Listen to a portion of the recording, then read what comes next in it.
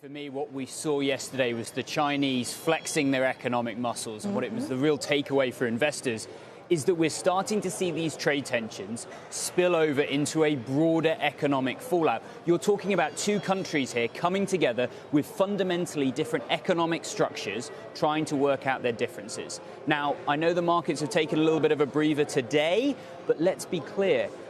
At the end of the day, we are talking about the relationship between an emerging superpower such as China and an established superpower such as America. This relationship will not be solved in one day or one weekend of conferences.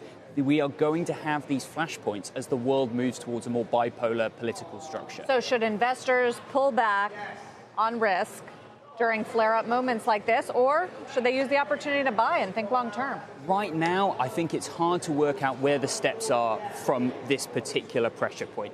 There was definitely a lot of economic flexing going on yesterday, and I'm concerned that there is now the potential for this to spill over into a broader slowdown. The areas that I actually have the most concern about are not US or Chinese stocks. It's those countries caught in the middle, those ones caught in the crossbar, particularly the European economic engine that seems to be badly stalling in the first 6 months of this year as this US-China economic pressure is beginning to leave its mark on those areas. Shawn, is the rebound today something that's warranted in your eyes? I think it's just a trading bounce. So if we really look, I agree, a lot of the scenarios that are out there, the global market is slowing down. It's been slowing down for the last 6 months. So in reality, we have an economy on a global basis slowing down. If we look at inflation expectations, which are really an important component of what people think about, the 5 years out have gone down tremendously over the last 2 or 3 months. You look at tips, they're trading incredibly low. So inflation expectations continue to move down. And if we really look at what's going on yield curves out there, they're all flattening because everyone is just piling into duration. That's a sign that there's trouble out there. So I think you clearly have a slowdown that's in place. Well, it's a sign that people think there's trouble out there. Well, but that's expectations, right? So if you have expectations, you think there are problems, effectively they become problems in the financial business. So you've been sort of looking for opportunities in the credit space, and I think with a pretty bearish posture.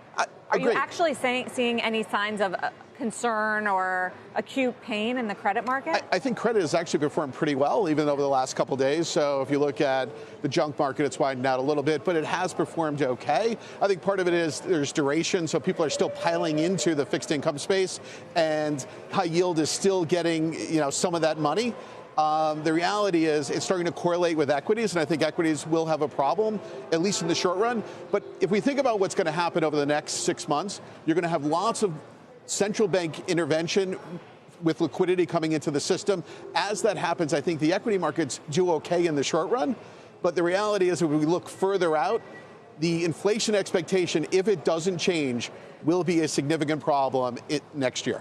Kourtney, you said earlier you were starting to look at stocks that you really like or sectors you really like with this pullback. What has been your top pick in the last 24 hours? Well, it's been interesting, and we're probably going to talk about some top picks later on, but I have a very balanced portfolio, so let me start with that. And then I have kind of my little play pool where I say, okay, these are names that I think are going to do well, and if they come in, they have a sound fundamental story, and I candidly like those companies that have a strong play on the consumer, 2/3 of the economy. So whether you feel that there's a global slowdown or not, the consumer right now is holding us up. When you think about, I think Kelly just recently was talking about, she's not even buying cars anymore, right? She's like, oh, well, if I lose my car or it gets repossessed, guess what?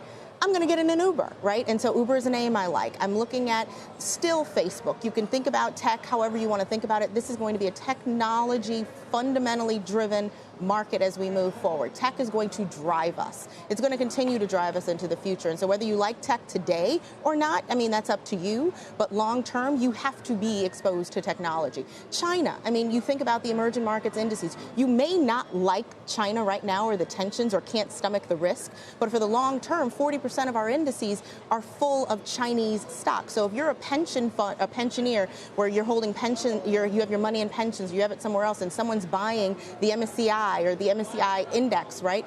You're getting tremendous exposure to China, whether you like it or not.